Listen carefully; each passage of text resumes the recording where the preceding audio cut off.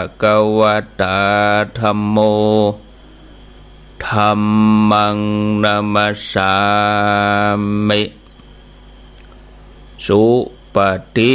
ปันโนภควโตสาวกสังโฆสังฆังนะมามิกับหนึ่ง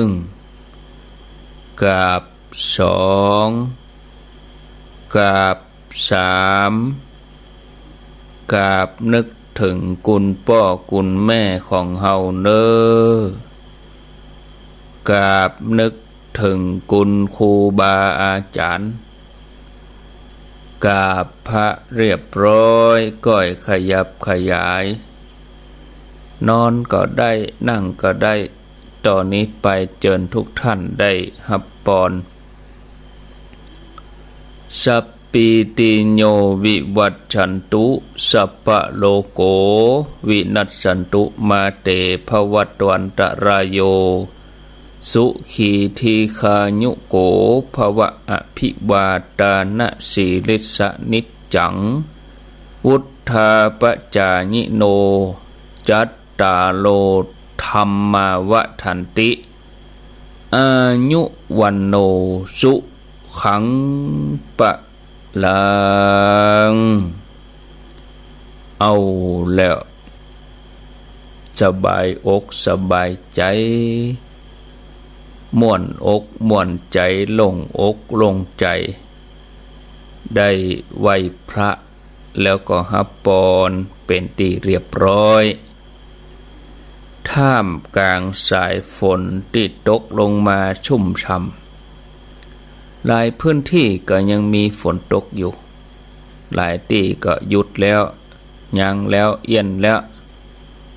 หลับเย็นสบายญาติโยมเวลาฝนตก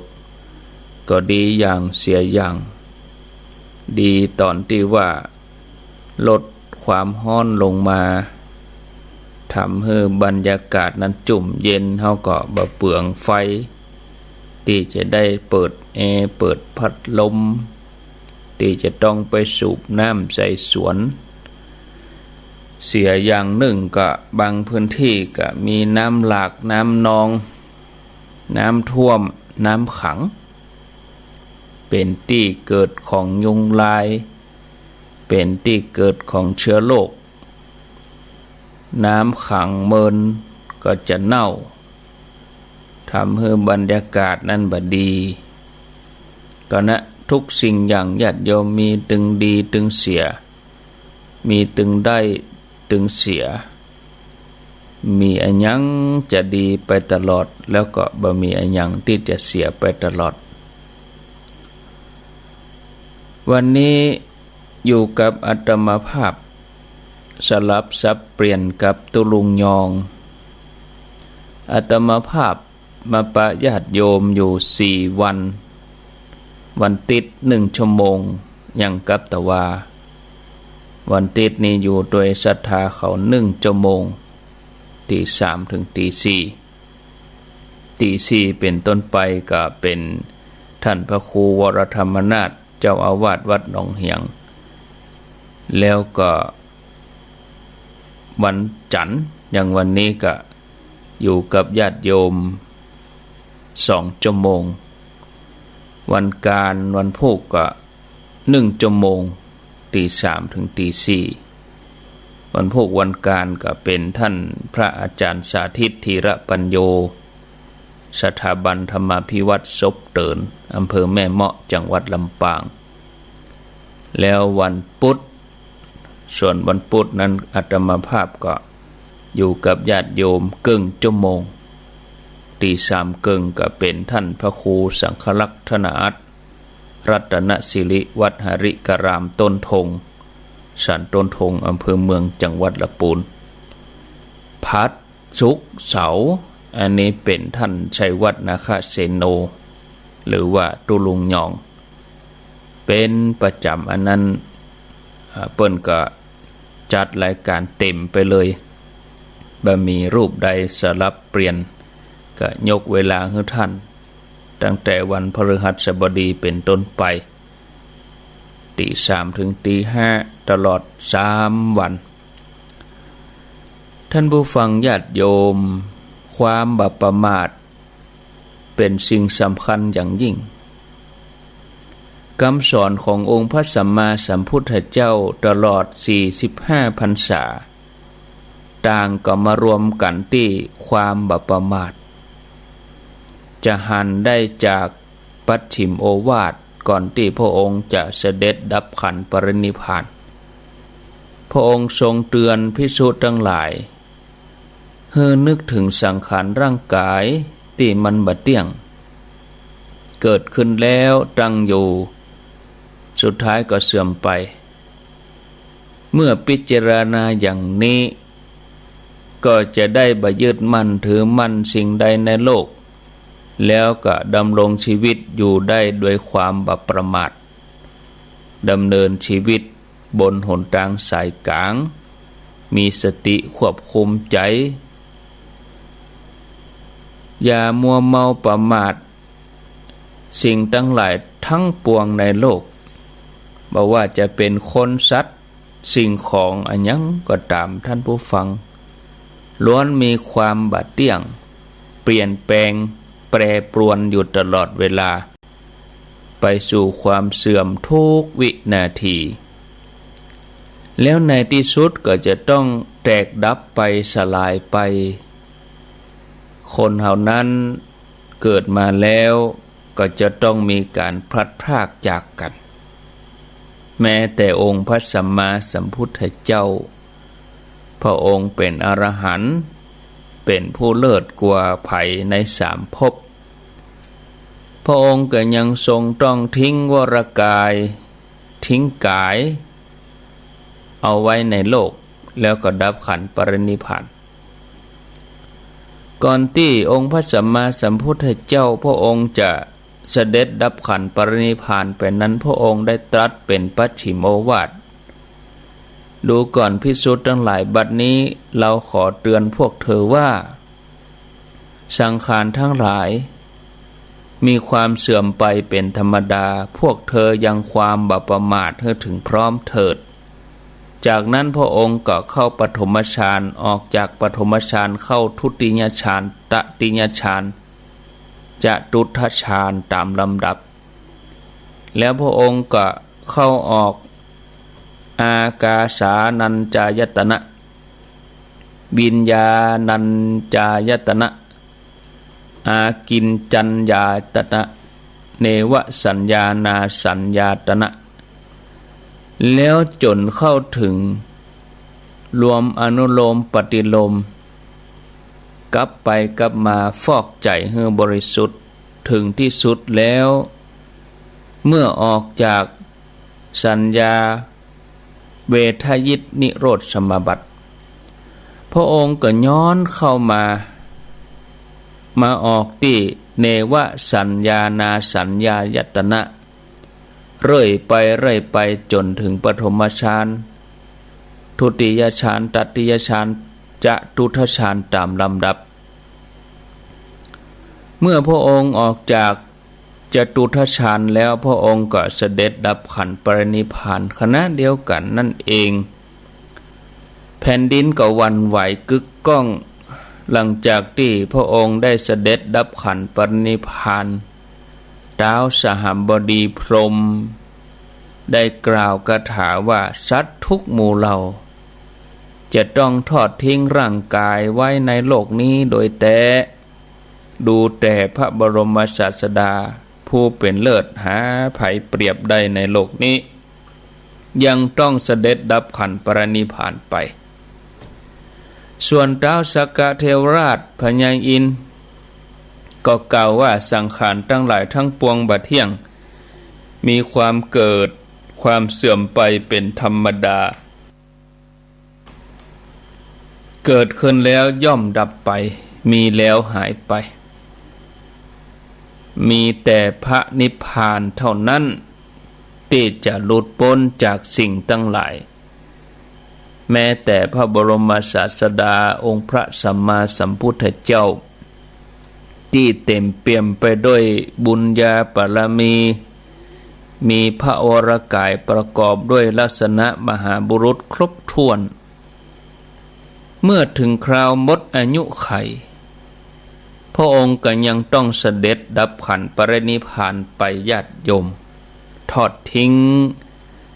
กายนี้ไว้โลกนี้พระปัจเจกพุทธเจ้าท่านก็ตรัสรู้เองเหมือนกันโดยบ่มีไผมาเป็นครูสอนแล้วก็บ่ได้บอกกล่าวสอนไผอัครสาวกทั้งสองจนถึงอาสิติมหาสาวกผู้เป็นเลิศในด้านต่างๆถึง80 องค์พระอรหันตสาวกก็มีนักมากมายหาประมาณบ่ได้ในที่สุดก็ต่างทอดทิ้งกายนี้ไว้โลกนี้เอาไปไหนบ่ได้ตัวเหมือนกันอนาคามีผู้ที่ละสังโยชน์เบื้องต่ำได้หมดสกิทาคามีชำระราคะโทสะโมหะเบาบางไปพระโสดาบันผู้ที่บ่ยึดมั่นถือมั่นในขันธ์ห้าหายสงสัยในรัตนตรัยบ่มีวิจิกิจฉามีศีลห้าบริสุทธิ์แล้วก็ยังละสังขารนี้ไป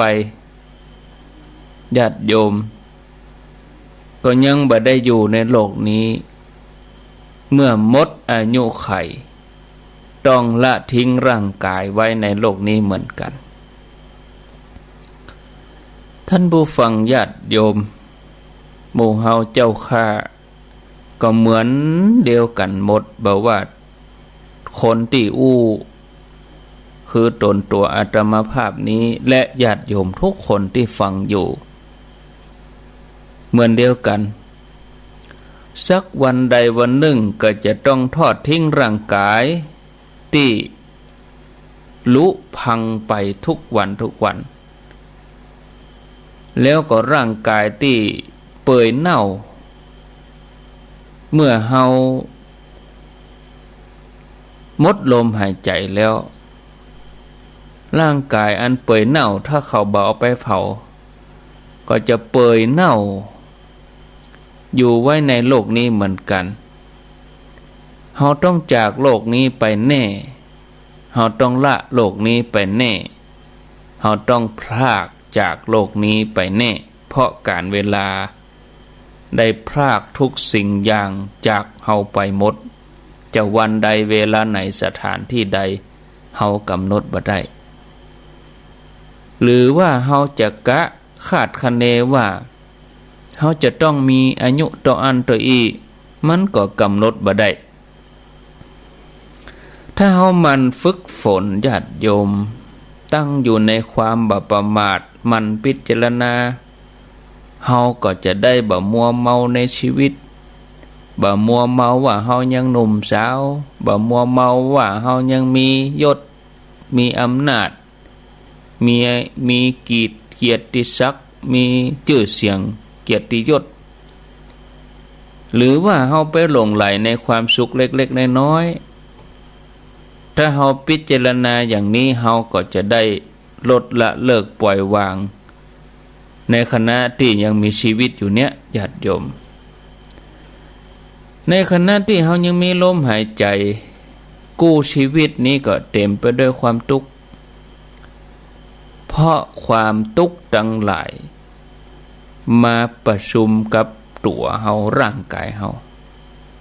อย่างน้อยเฮาก็ทุกข์ที่เกิดจากความแก่ความเจ็บความตายความทุกข์เกิดจากกิเลสที่มันเผาใจของเฮาคือมันร้อนทุกข์เกิดจากการทำมาหากินทุกข์เกิดจากการแสวงทรัพย์แล้วก็ต้องมารักษาห่วงแหนชีวิตก็เลยมีแต่ความทุกข์ทรมานความทุกข์จะเกิดขึ้นวันใดเวลาใดสถานที่ไหนบางทีเขาก็กำหนดบ่ได้บางทีมันจะมาก็มาอย่างนั้นนะญาติโยมฉะนั้นท่านผู้ฟังญาติโยมท่านสาธุชนทั้งหลาย การที่เฮามีชีวิตอยู่เพื่อที่จะเสาะแสวงหาสิ่งที่ทำให้ใจของเฮานั้นสะอาดบริสุทธิ์มั่นคงบ่มีความทุกข์เจือปนแม้แต่น้อยมีความสุขอย่างเดียวแล้วเป็นความสุขแท้ๆสิ่งมูนี้เฮาบ่ต้องไปเสาะแสวงหาที่ไหนก็อยู่ที่ตัวของเฮานี่ฮะคือตัวใจเฮาเนี่ยนะเมื่อใจของเฮาหูตันพิจารณาหันไปตามความเป็นจริงเฮาจะเกิดความเบื่อหน่ายในทุกข์ซึ่งจะเป็นเหตุให้เฮาคลายความกำหนัดความยึดมั่นถือมั่นทั้งหลายเมื่อเฮาคลายความกำหนัดความยึดมั่นถือมั่นกิเลสเบาบางเฮาก็ปล่อยวางได้เมื่อเฮาปล่อยวางได้เฮาก็เข้าถึงธรรมะขององค์พระสัมมาสัมพุทธเจ้าฉะนั้นญาติโยมท่านสาธุชนเป้าหมายของการเกิดมาในแต่ละภพแต่ละชาติเพื่อมาสั่งสมความดีเพื่อมาสร้างบารมีให้อยู่กับตัวเฮาถ้าเฮาใครหลุดพ้นจากทุกข์ทั้งหลายใครหลุดจากกิเลสทั้งหลายที่เป็นเหตุให้เฮาเกิดความทุกข์เฮาจะต้องลงมือปฏิบัติลงมือปฏิบัติเมื่อเฮาฮู้อย่างอี้แล้วนักปราชญ์บัณฑิตทั้งหลายครูบาอาจารย์ในการก่อนเพิ่นก็ลงมือปฏิบัติเพิ่นบ่ได้มีชีวิตอยู่ไปวันๆดำเนินชีวิตตั้งอยู่ในความประมาทความประมาทนั่นหมายถึงปล่อยสติให้หลุดออกจากใจบ่ได้ประคับประคองบางทีก็แวบไปกึดเรื่องรูปเสียงกลิ่นรสสัมผัสต่างๆถ้าจะบรรเทาความประมาทด้วยความบ่ประมาทเฮาก็จะต้องเอาสติมาคุมอันนี้เป็นรากฐานแท้ๆจิตของเฮาจะได้บ่หวั่นไหวในโลกธรรมทั้งหลายโลกธรรมมี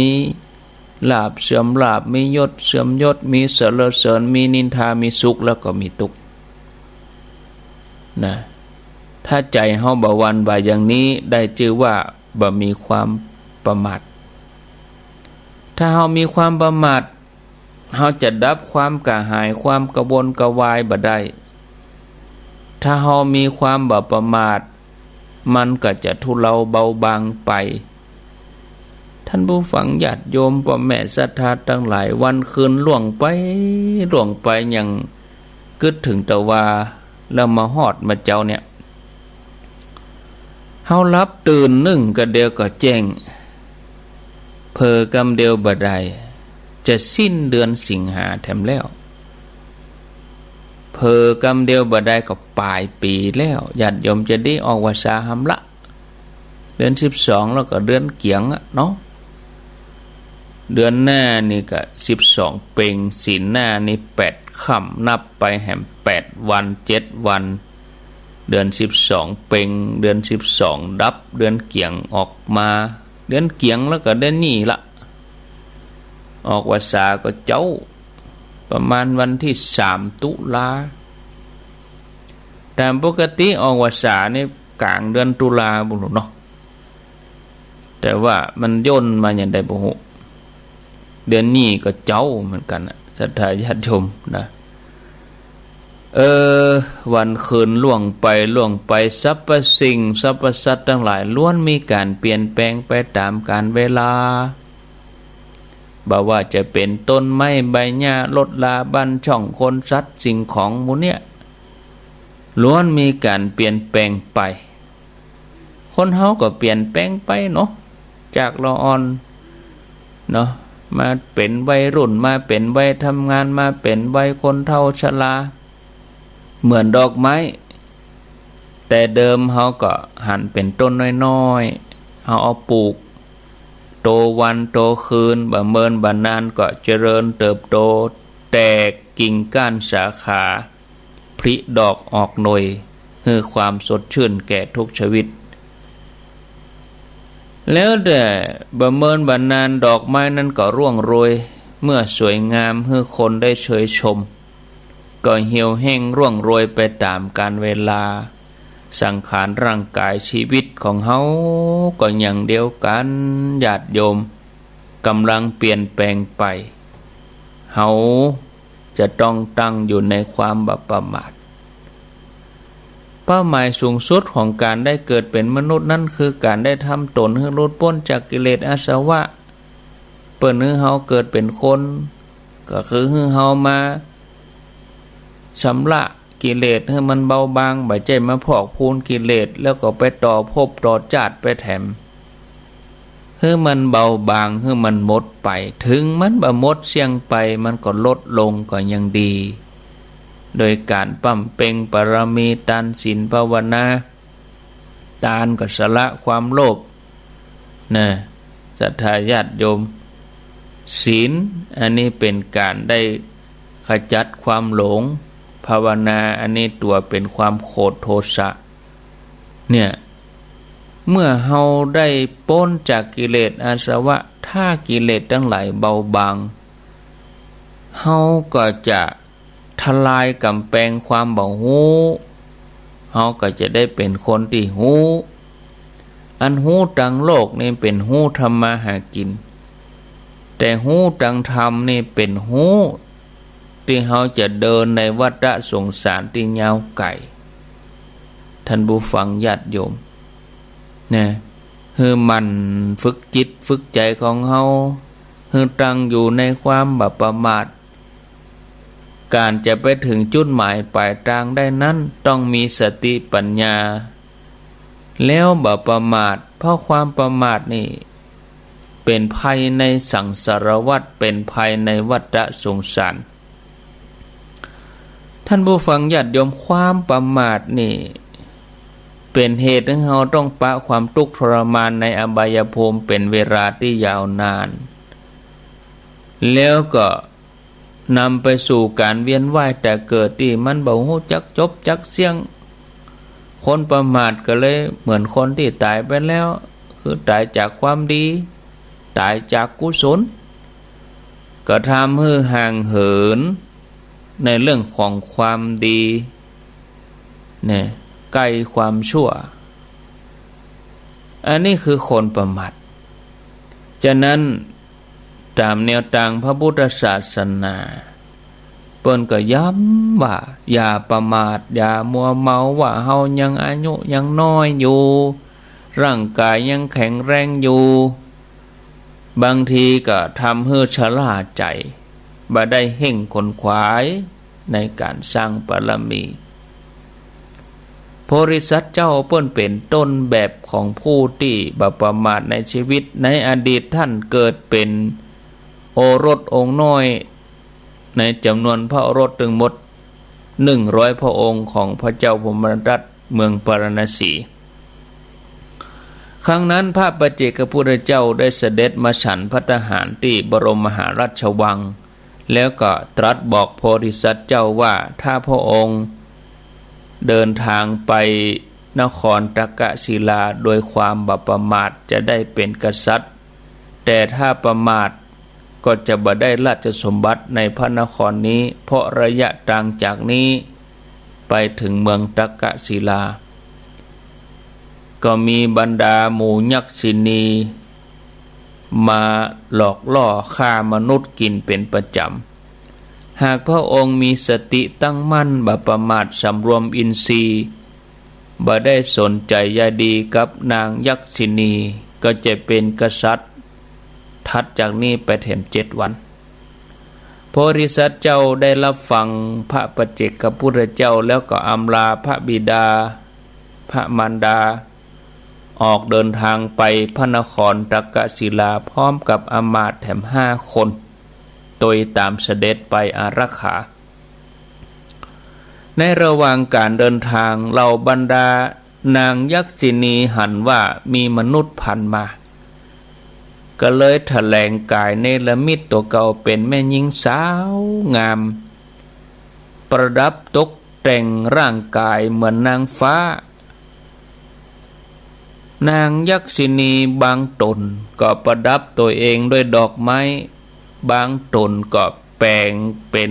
แม่ค้าเปิดร้านอาหารบางตนก็เนรมิตที่รับที่นอนอย่างดีคอยต้อนรับคณะของโพธิสัตว์เจ้าพร้อมอามาตย์ถึง5 คนที่ตัวโพธิสัตว์เจ้าก็ไปหลงไหลชื่นชมหมู่บรรดานางยักษินีก็งามๆดีๆเหมือนนางฟ้าเมื่อหันแม่หญิงหมู่นั้นก็เกิดความติดอกติดใจถูกความอยากกำนัดครอบง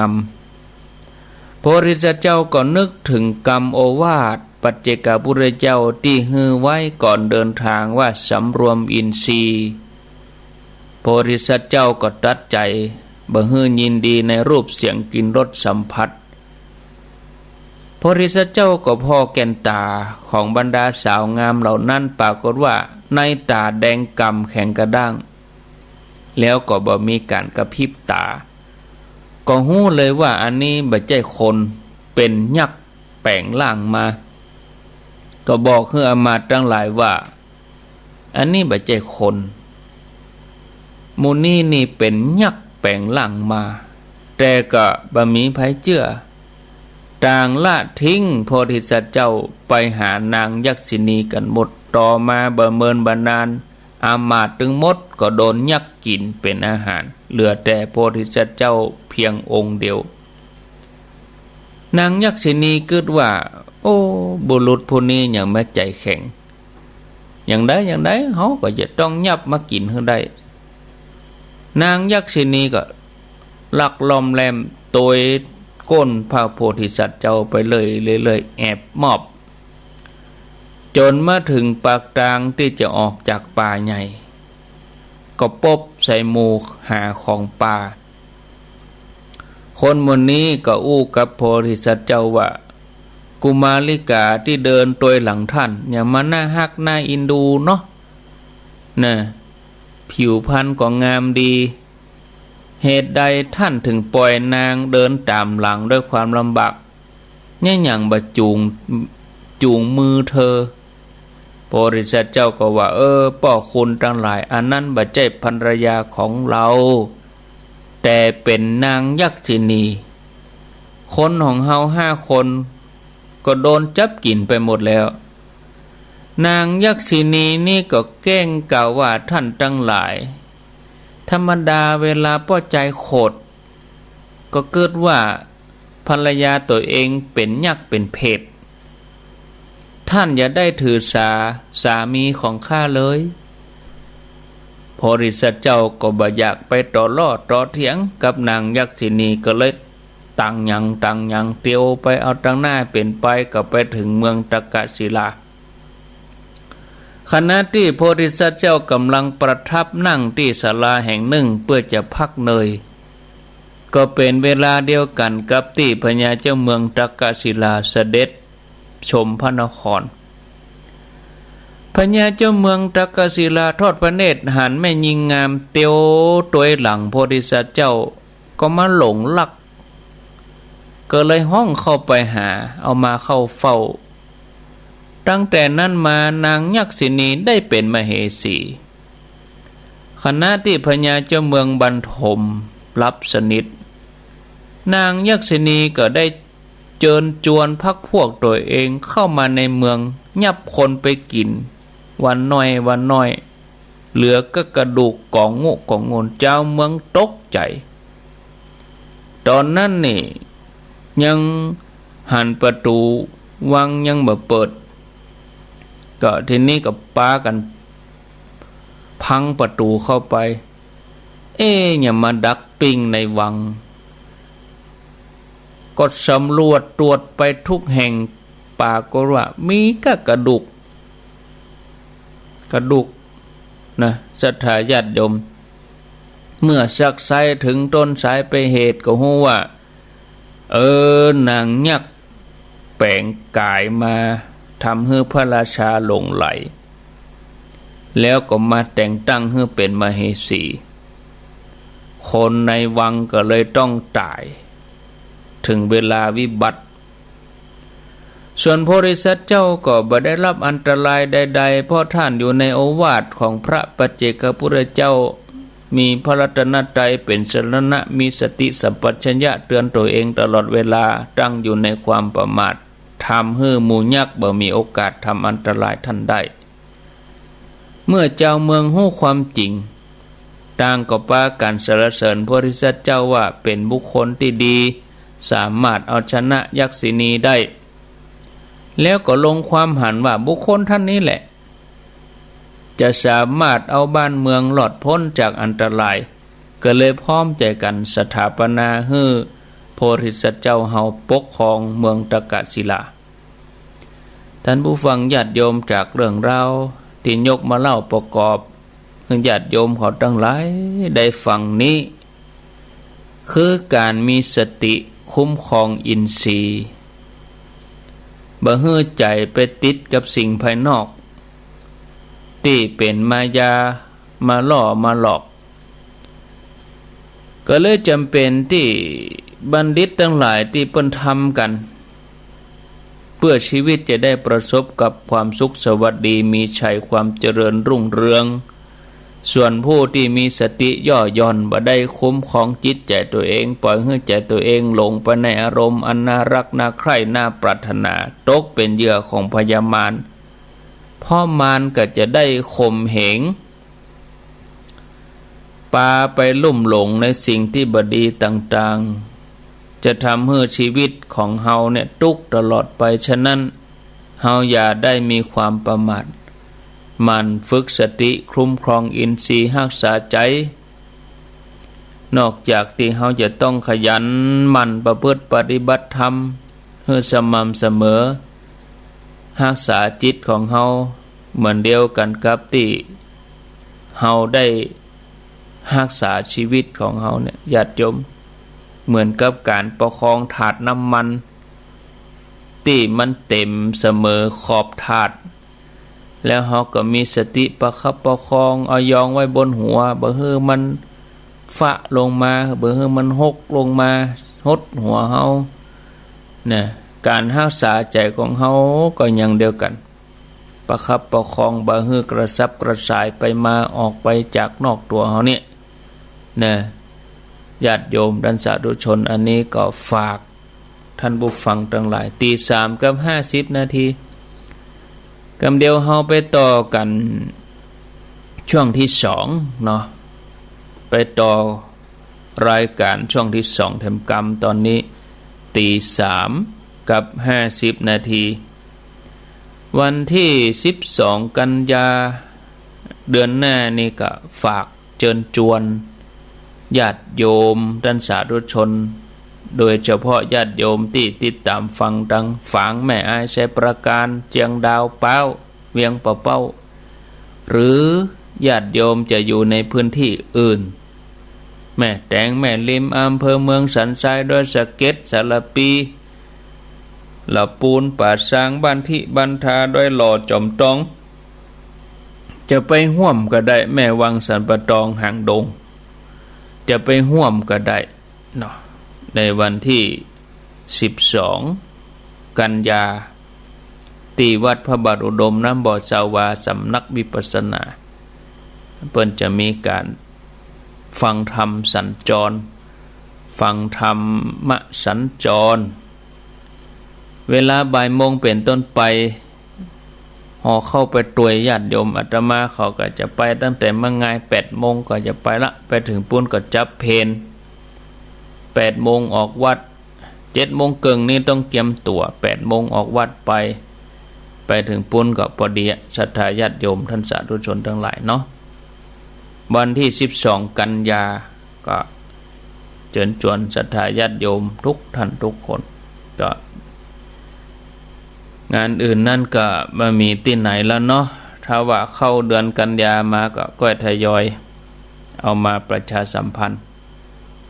ก็ฟังตู้ลุงยองฮะเนาะข่าวสารงานบุญต่างๆเอาต่อไปนี้ท่านผู้ฟังญาติโยมจะมีอันยังจะโทรมาก็ขอเจริญพร0